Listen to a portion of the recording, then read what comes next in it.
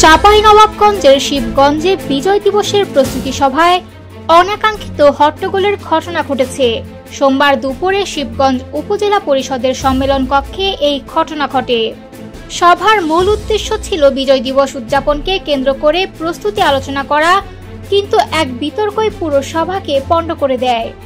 প্রত্যক্ষদর্শী সূত্রে জানা যায়, সভায় বীর মুক্তিযোদ্ধা আব্দুল হামিদ তার বক্তব্যে বঙ্গবন্ধু শেখ মুজিবুর রহমানকে জাতির পিতা হিসেবে উল্লেখ করেন, কিন্তু মোবারকপুর ইউনিয়ন পরিষদের চেয়ারম্যান এবং বিএনপি নেতা মাহমুদুল হক হায়দারি বিষয়টি নিয়ে প্রতিবাদ জানান।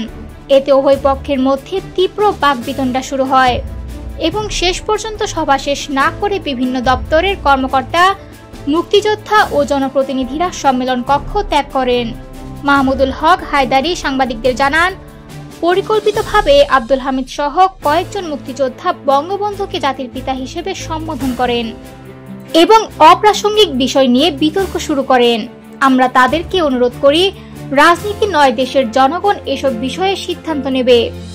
এক নাম প্রকাশ না করা মুক্তিযোদ্ধা বলেন, বিষয়টি খুবই আপত্তিকর।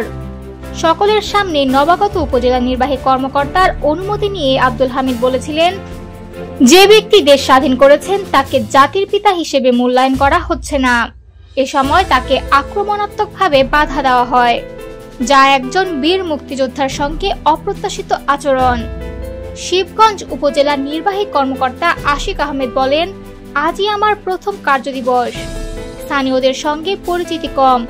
সভার শেষ দিকে একজন মুক্তিযোদ্ধার বক্তব্যকে কেন্দ্র করে দুই পক্ষের মধ্যে বাকবিতণ্ডা শুরু হয়, তাই সভার সমাপ্তি ঘোষণা করতে হয়।